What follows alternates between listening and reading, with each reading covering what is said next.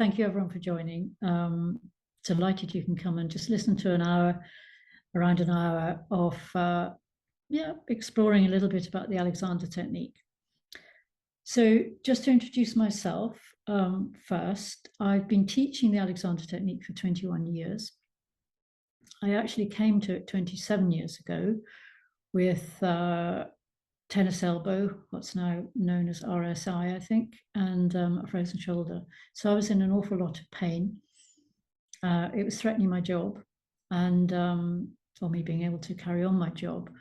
And I tried, like many people do, I tried all sorts of procedures and doctors and specialists, and I got some relief, but nothing actually was permanent, and nothing could really solve the problem on a permanent basis. So then somebody said to me, why don't you try the Alexander technique?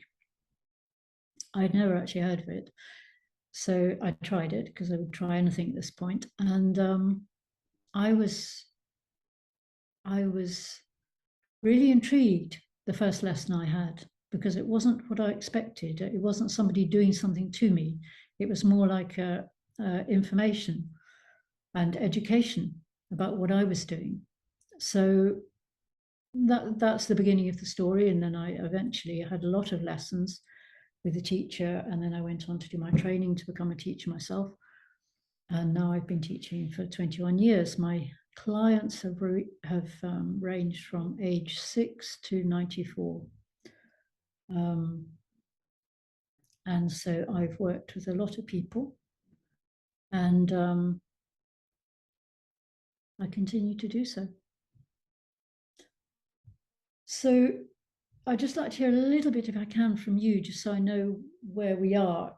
Has anybody here had experience of the Alexander technique? Another question for you, just so I can get an idea of where we're at. If any of you have neck, back, shoulder pain, could you stick a thumbs up in the chat? Let's assume that some of you have, because otherwise I'm guessing you wouldn't be here.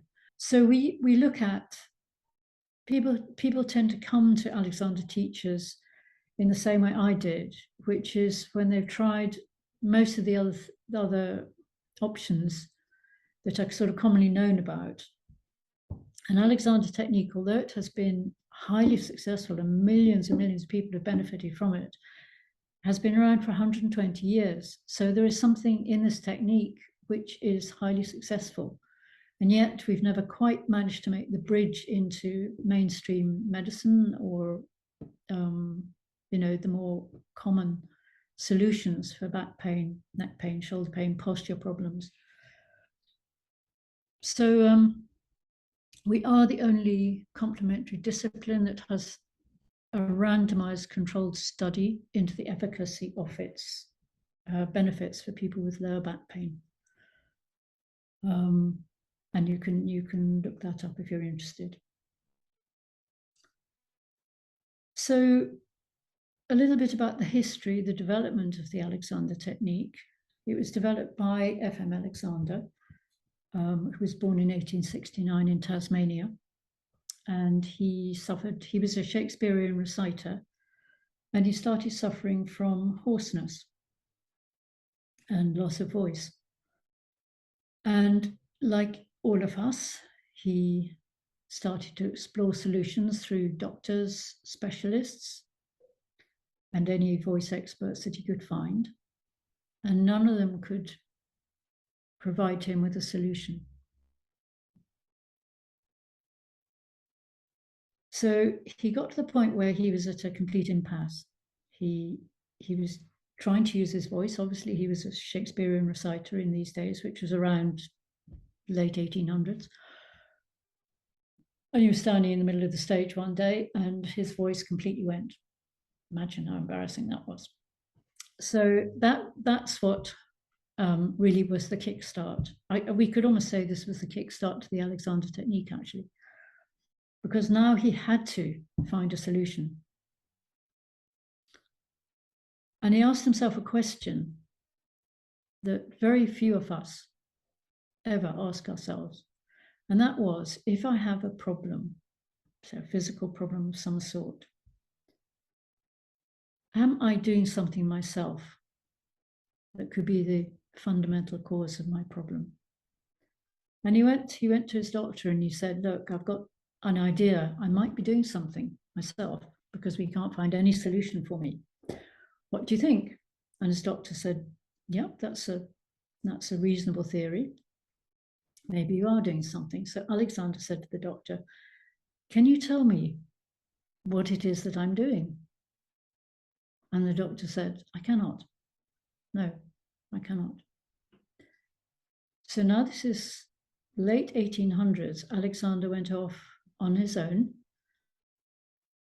to try and find out if his theory was right, that he was possibly doing something to cause his own problems. So I would ask you, but I'm not going to, because I can't really see you, so it's slightly difficult. But we can just think, if we had a problem, say we had a problem of shoulder pain, neck pain, back pain, whatever it might be, and we have a theory that we may be causing that, we may be doing something completely obviously unintentionally and unconsciously to cause that. How would you start to find out about it? So here's what he did. He sat down and he surrounded himself with 3 very, very large mirrors. And he started the most intensive study of human use that has ever been made. He literally sat for months and months and months and watched himself talking. And he couldn't see anything that was going on that might be causing his problem. But eventually he remembered actually that the point where he lost his voice, he had taken on a very mentally challenging assignment, recitation, and that had caused the complete loss of his voice. So he thought, okay, what if I up the ante a bit and I get myself back into that kind of frame of mind and body, maybe I'll see something. And he did. He saw a pattern, which I'm not going to go into this whole thing now, but it's a very, very fascinating story. He saw a pattern which he realized could be causing his voice problems. What he did next was he began to study himself, and in studying himself, he was studying human use. What are we doing? What was he doing in relation to the stimulus for him of speaking?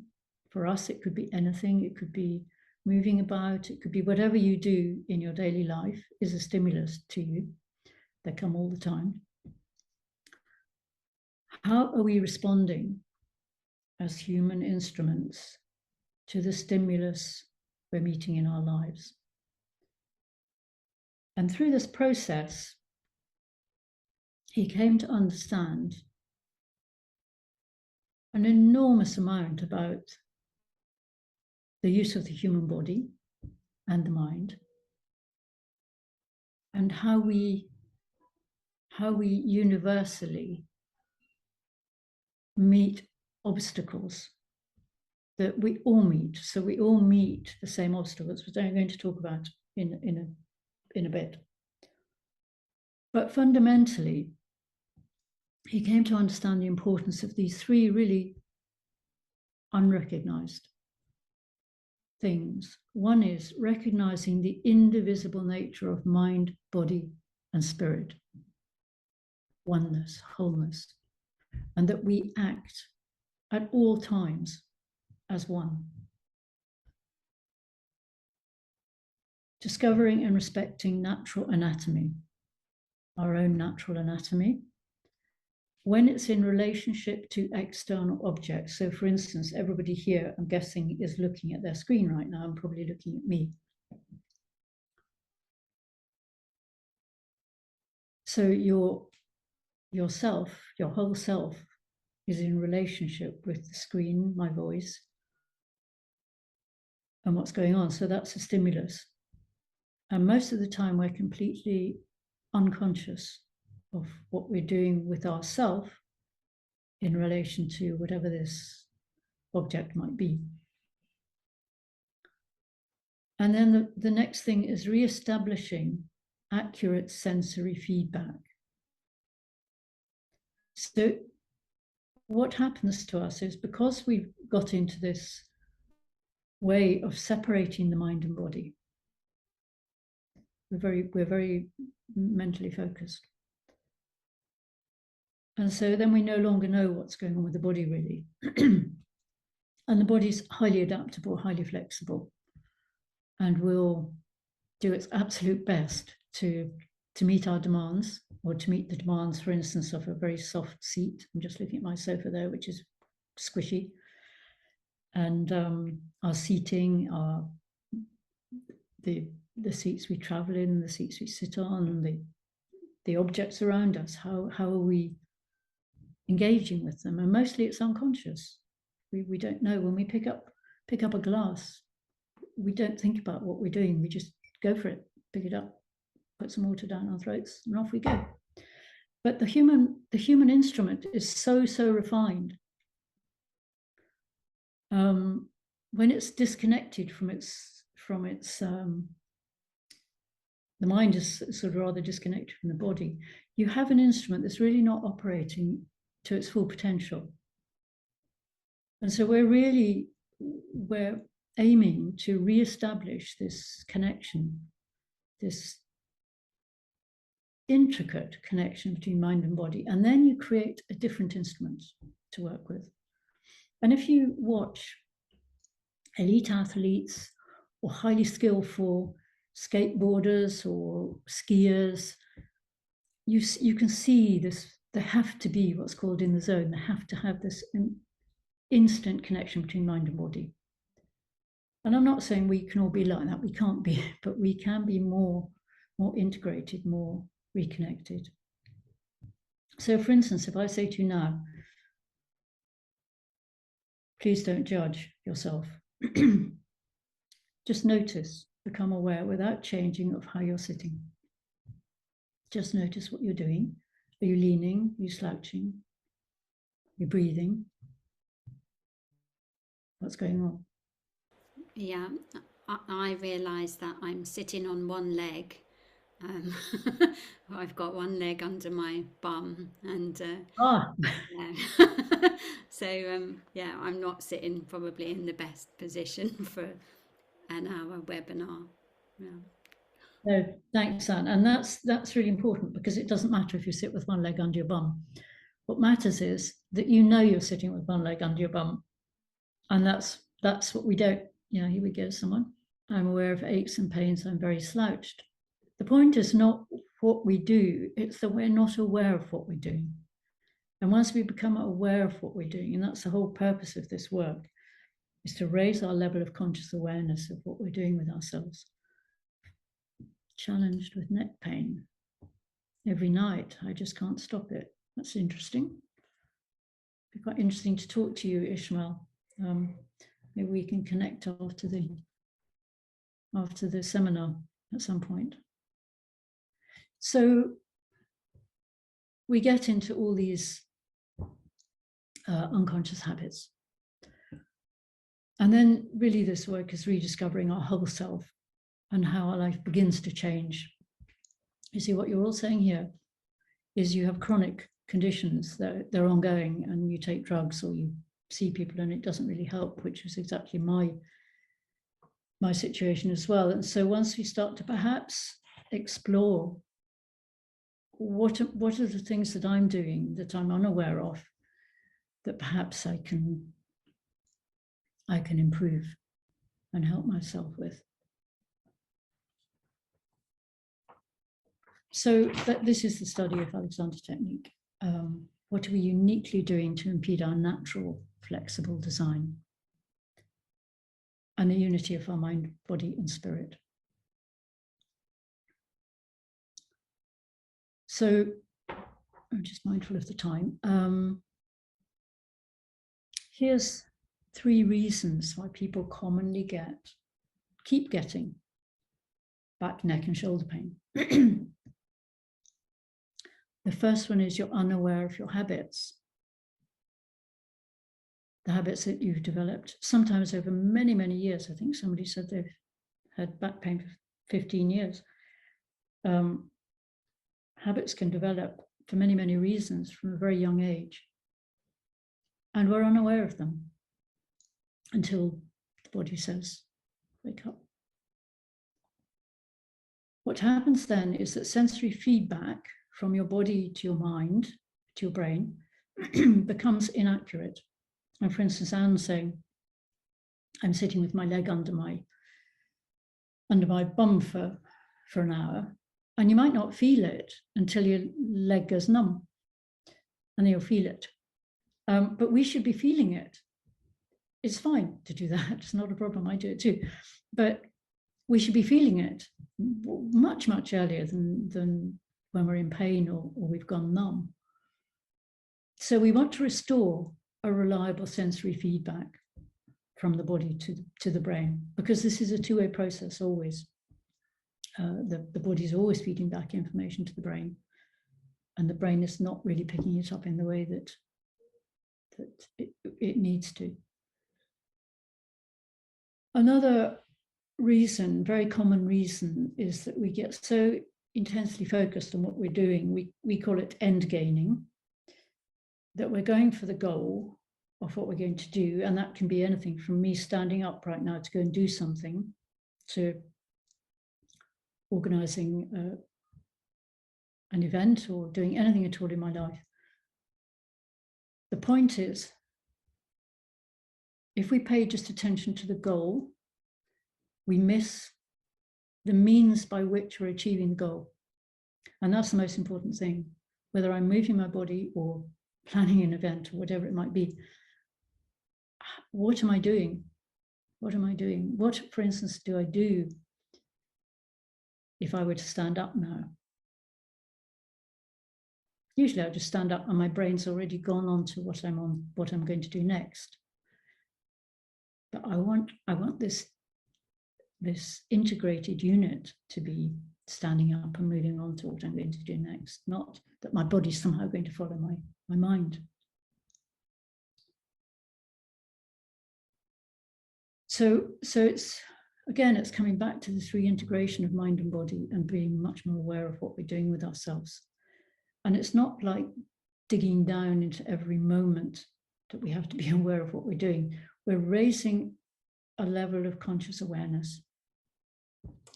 So we're just operating at a slightly higher level of awareness. And that's the solution for many people to help them get out of pain and posture problems, just to become aware. And that's what our teaching does. So we put in the flyer or the PR, 3 ways you can improve your posture without boring exercises. I could talk a lot about boring exercises and how bad they are for people sometimes, but I won't. 3 ways you can improve your posture without boring exercises. One is take some sessions with an Alexander practitioner. Just have some sessions, either online sessions or in-person sessions, and begin to understand the principles of the work which help you to become your own teacher. And that's the whole point of this process. You'll discover what you're doing to cause your problems, if this is at the base of your problems, your use of yourself. You'll discover what it is that you're doing. You'll just become more and more conscious. And then you'll discover the principles for guiding yourself into better shape and becoming your own teacher. So the whole process of this is to help you to recognize if you are doing things that are causing your problems, what they are, how to stop them, how to change them, how to continue then on to be your own teacher, and hopefully to get out of the problems that you're currently experiencing.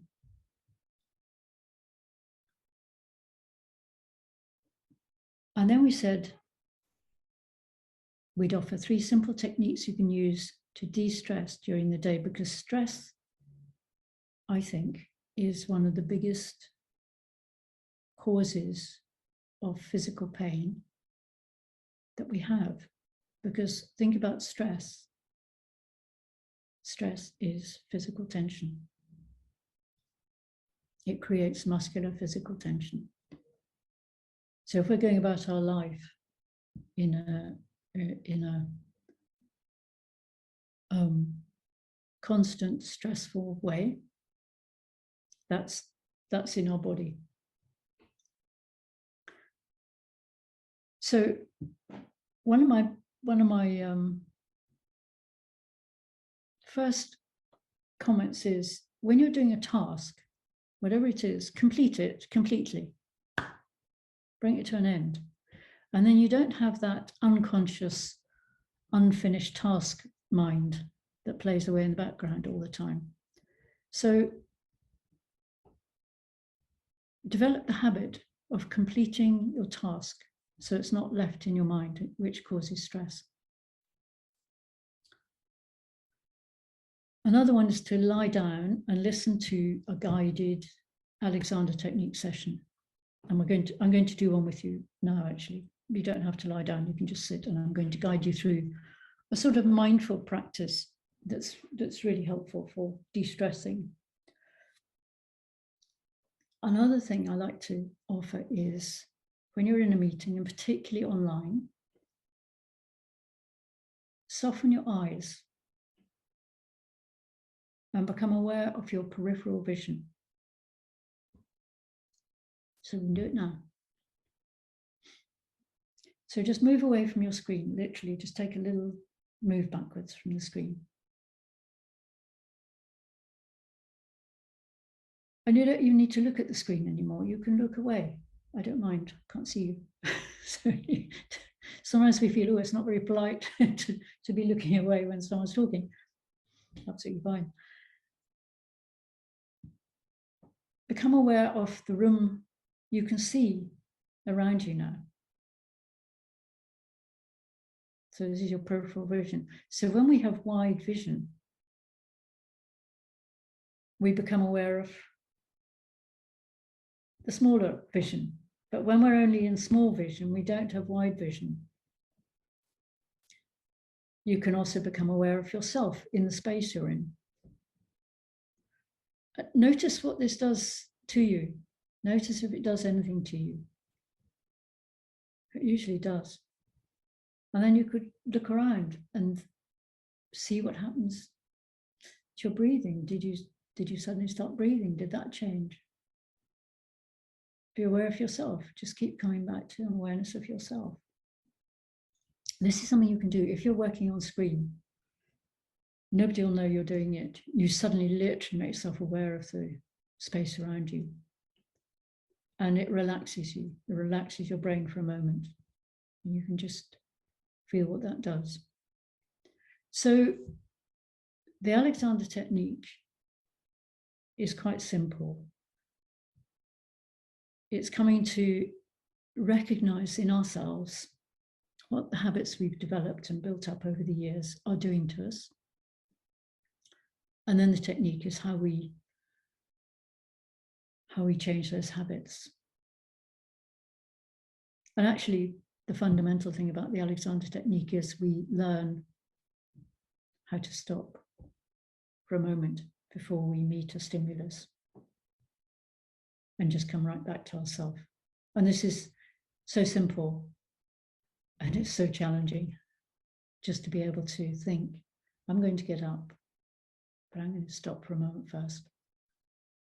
And then there are more things, obviously, that we learn about giving ourselves guiding messages, etc. But the simplicity of it is, A, to want to change, B, to recognize without judgment, these are the things I'm doing that could be causing my problems. And then to be able to learn to redirect this instrument through the ability to stop when I'm meeting my familiar challenge. And then go from there. So sometimes the most simple things are the most powerful. And Alexander said this work is too simple for most people.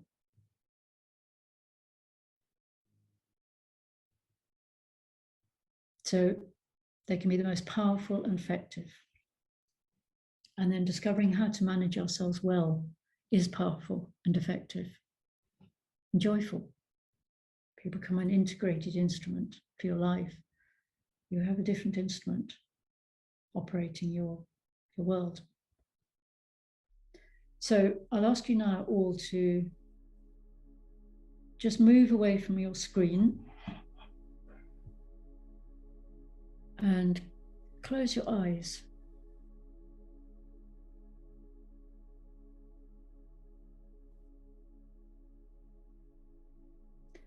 So you can do this either lying down or you can do it sitting. But I'm assuming everybody's sitting at the moment. And connect yourself with the chair you're sitting on, or if you're standing, the floor.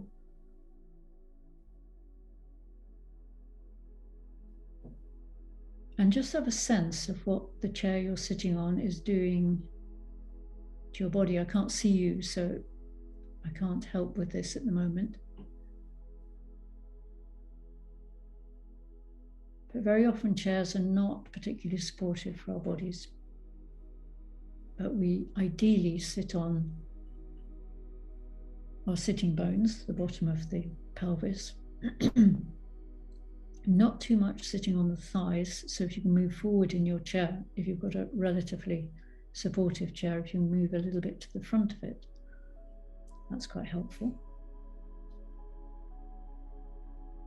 And let yourself relax and don't have any idea that I've got to get something right here, because there's nothing to get right.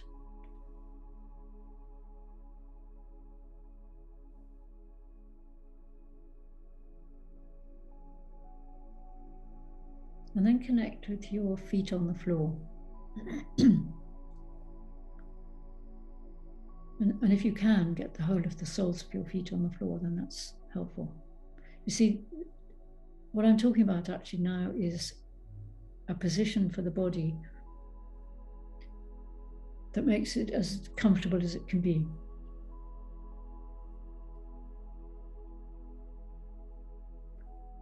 And then you could perhaps put your hands on your thighs, palms down,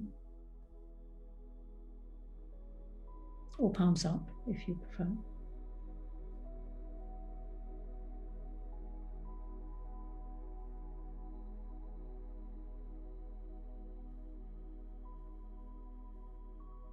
And the nature is that when we're connected to the ground, whatever the ground is, and right now it's through your sitting bones and your feet, we get a response in the body, which is the uprighting response for the body. So the natural response to this is that your body uprights. So if you bring your awareness up to your eyes now, and just let your eyes look directly, even if the lids are closed, look directly ahead.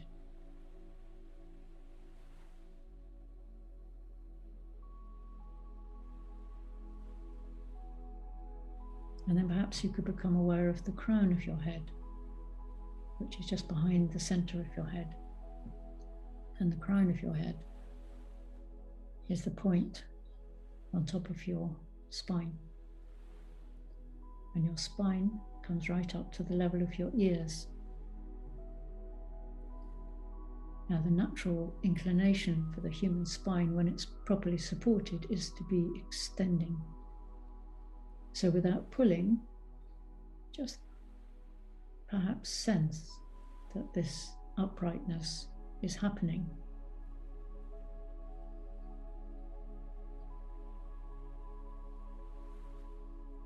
And even with your eyes closed, you become aware of peripheral vision.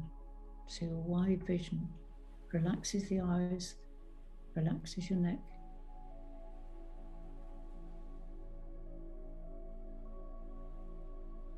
And even you could think about your shoulders extending outwards into the space beyond them.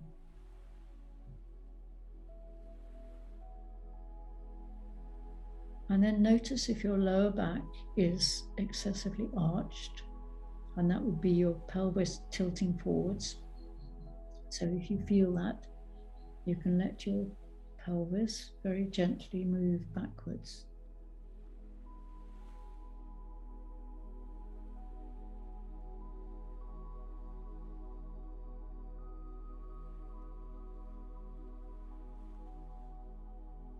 And now become aware of your breath.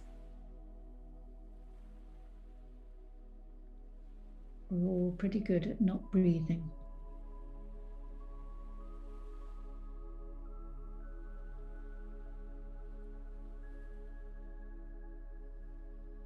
So as you breathe out,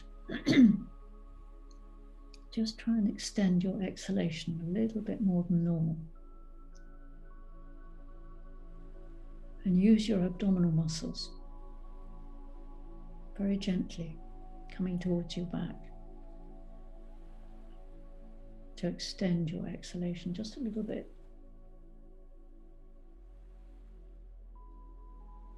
And then it's the release of the abdominal muscles, the thoracic muscles around your rib cage. It takes pressure off the system, creates a little vacuum, and air comes into your lungs. So we don't need to breathe in, we just need to create space. And the in-breath comes. And let the in-breath come fully as possible in.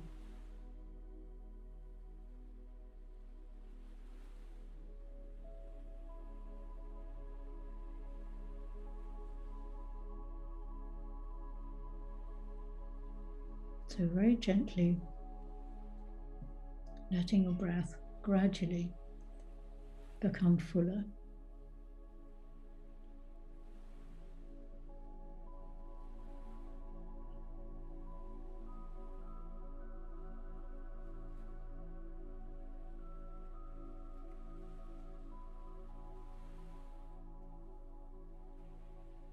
And now, just when you're ready, open your eyes.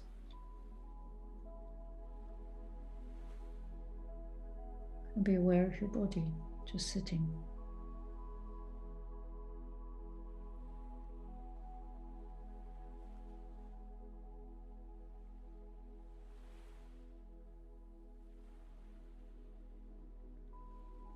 And again, just become aware of your breathing.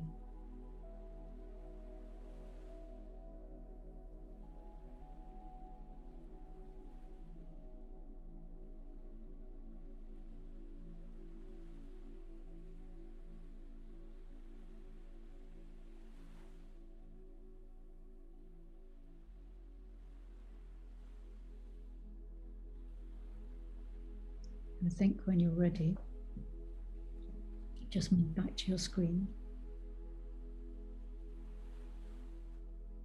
And then we've got just over 10 minutes to answer questions, have more of a chat about anything you'd like to chat about.